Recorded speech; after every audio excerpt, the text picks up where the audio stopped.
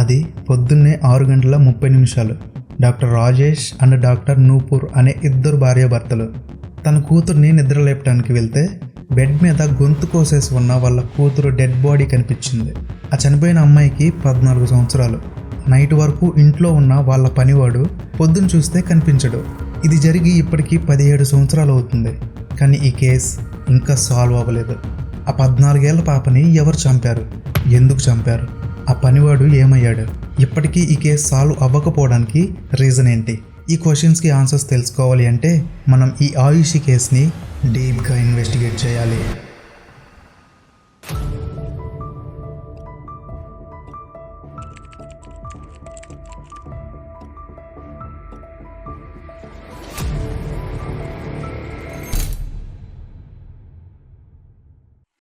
నోయిడాలో ఉన్న ఒక ఫ్లాట్లో doctor Rajesh and doctor Nupur అనే ఇద్దరు భార్యాభర్తలు నివసిస్తున్నారు. అది మే 16, 2008.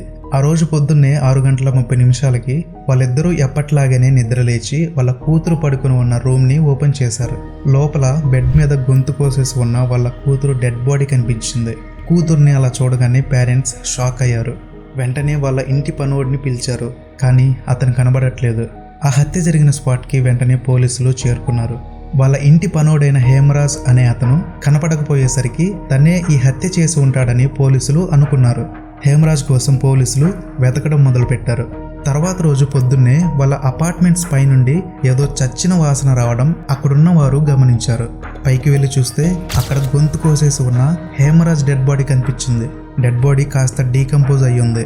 అంటే ఆయుషి చనిపోయిన నైటే హేమరాజ్ కూడా చనిపోయాడని పోలీసులు నిర్ధారించారు. అతని డెడ్ బాడీ చూసేసరికి హత్య ఎవరు చేశారు అనేది పోలీసులకి అర్థం కాలేదు. వెంటనే పోలీసులు ఇన్వెస్టిగేషన్ అయితే స్టార్ట్ చేశారు. ఆ రోజు నైటు ఇంట్లో ఉంది కేవలం 4 మాత్రమే. మొదటి వ్యక్తి రాజేష్, అంటే ఆయుషి వాళ్ళ నాన్న. రెండో వ్యక్తి నూపూర్, అంటే ఆయుషి వాళ్ళ అమ్మ. మూడో వ్యక్తి హేమరాజ్, అంటే వాళ్ళ ఇంటి పనోడు. నాలుగో వ్యక్తి ఆయుషి, అంటే చనిపోయిన అమ్మాయి.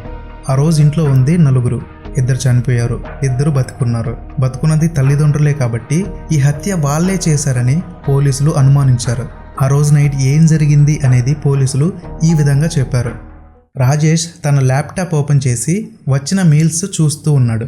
ఇంతలో తను తాగే విస్కీ అయిపోయేసరికి తెచ్చుకోవడానికి బెడ్రూమ్ నుండి లేచి హాల్ దగ్గరికి వెళ్ళాడు. అప్పుడు తన కూతురు రూమ్లో నుండి ఏవో చిన్నగా శబ్దాలు రావడం గమనించి దగ్గరికి వెళ్ళాడు. రూమ్ ఓపెన్ చేసి చూడగా బెడ్ మీద వాళ్ళ కూతురు ఇంకా వాళ్ళ ఇంటి పనోడైన హేమరాజ్ ఇద్దరూ కలిసి పడుకొని ఉండడం రాజేష్ చూశాడు. అది చూసి తట్టుకోలేక రాజేష్ వెంటనే కోపంతో ఒక రాడ్ని తీసుకొచ్చి ఇద్దరి తల మీద కొట్టాడు. అప్పుడు వాళ్ళిద్దరూ స్పృహ తప్పి పడిపోయారు.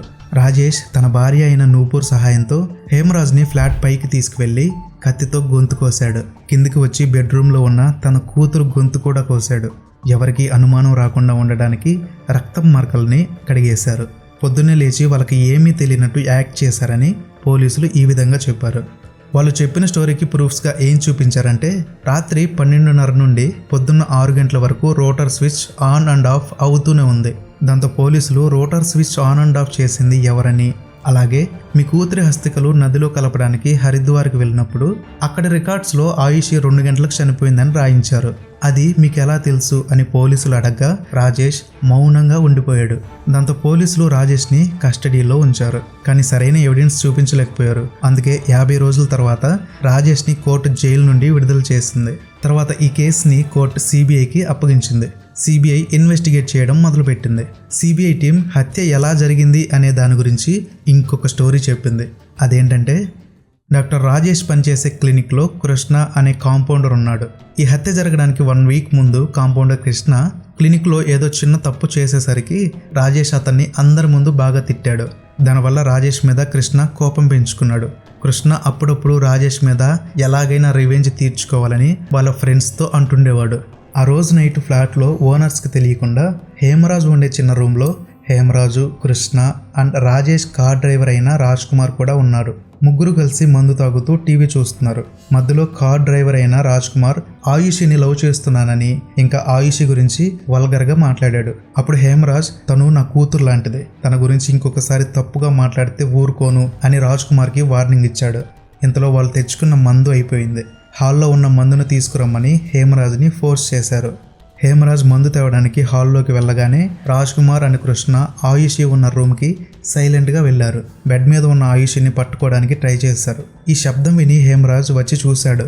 వాళ్ళని వెళ్ళిపోమని లేదా వాళ్ళ పేరెంట్స్కి చెప్తానని హేమరాజ్ వార్నింగ్ ఇచ్చాడు. కానీ వాళ్ళు వినలేదు. అప్పుడు హేమరాజ్ ఫ్లాట్ కింద ఉండే విజయ్ని పిలుచుకుని రావడానికి పరిగెత్తుకుంటూ వెళ్ళాడు. ఇంతలో ఆయుషి అరవడం స్టార్ట్ చేసేసరికి వెంటనే కృష్ణ తన పాకెట్లో ఉన్న కత్తి వెనుక భాగంతో గట్టిగా తల మీద కొట్టాడు. తను స్పృహ తప్పి పడిపోయింది. హేమరాజ్ విజయ్ని తీసుకొచ్చాడు. ఆయుషిని రక్తంతో చూడగానే విజయ్ అక్కడి నుండి పారిపోయాడు. ఇక అక్కడ హేమరాజ్, కృష్ణ, రాజ్ కుమార్ మాత్రమే ఉన్నారు. రాజేష్ ఇంకా తన భార్య నూపూర్ ఉన్న రూమ్లో ఏసీ ఎక్కువగా శబ్దం వస్తుండడం వల్ల రూమ్ బయట జరిగేది ఏదీ వాళ్ళకి వినిపించలేదు.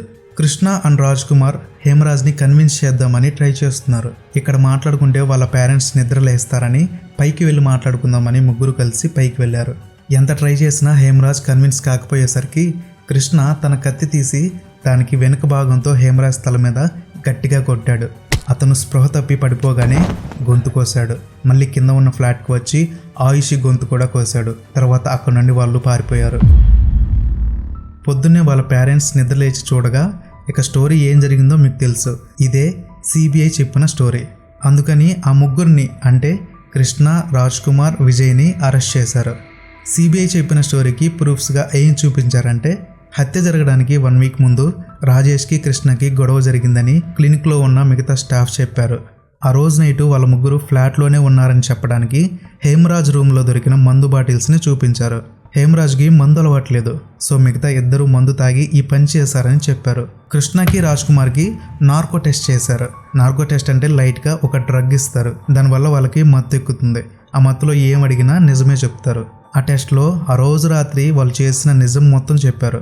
ఈ నార్కో టెస్ట్ వల్లే సిబిఐ వాళ్ళకి ఆ రోజు నైట్ ఏం జరిగింది అనే స్టోరీ తెలిసింది. అండ్ ముఖ్యమైన ఎవిడెన్స్ ఏంటంటే బ్లడ్ ఉన్న ఒక పిల్లో కవర్ ఫ్లాట్కి కొంచెం దూరంలో ఉన్న కృష్ణ రూమ్లో దొరికింది. దాన్ని ఫారెన్సిక్ ల్యాబ్కి పంపి టెస్ట్ చేయించారు. ఆ టెస్ట్లో పిల్లో కవర్ మీద ఉన్న బ్లడ్ హేమరాజ్ది అని తెలిసింది.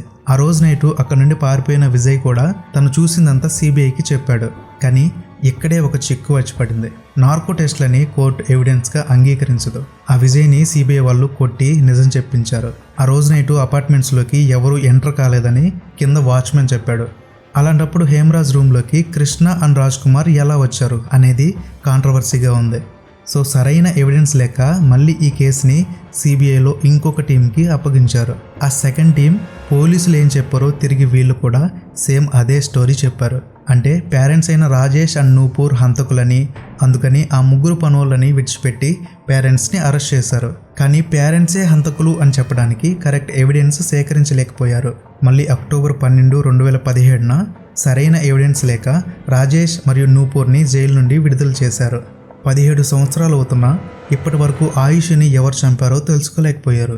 ఈ కేసులో ఉన్న ఒకే ఒక సాలిడ్ ఎవిడెన్స్ ఏంటంటే హేమరాజ్ బ్లడ్ ఉన్న పిల్లో కవర్ కృష్ణ ఇంట్లో దొరకడం. కృష్ణకి, రాజ్ కుమార్కి చేసిన నార్కో టెస్ట్లో మేమే చంపామని కృష్ణ అండ్ రాజ్ కుమార్ ఒప్పుకున్నారు. కానీ ఇవేవి కోర్టులో ఎవిడెన్స్గా పనికిరావు. ఫైనల్గా చెప్పేది ఒకటే, ఆ రోజు హత్య జరిగిన ఇంట్లోకి మీడియాని, చుట్టుపక్కల ఉన్న జనాల్ని పోలీసులు లోపలికి అలో చేశారు. దానివల్ల ఎవిడెన్స్ మొత్తం డిస్ట్రాయ్ అయిపోయాయి. కానీ హత్య జరిగిన రోజు పోలీసులు చూపించిన నెగ్లిజెన్స్ వల్ల ఈ కేసు ఇప్పటికీ సాల్వ్ కాలేదు. ఇన్వెస్టిగేషన్ అయితే జరుగుతుంది. సో లెట్స్ సీ ఫర్దర్గా ఏ ఇన్ఫర్మేషన్ వచ్చినా మీ ముందుకు తీసుకుని వచ్చే ప్రయత్నం అయితే చేస్తాను. వీడియో నచ్చితే లైక్ చేసి కామెంట్ అయితే చేయండి. ఇంకా ఇలాంటి యథార్థమైన సంఘటనలు తెలుసుకోవాలి అంటే ఇప్పుడే ఛానల్ను సబ్స్క్రైబ్ చేసుకోండి. జై హింద్.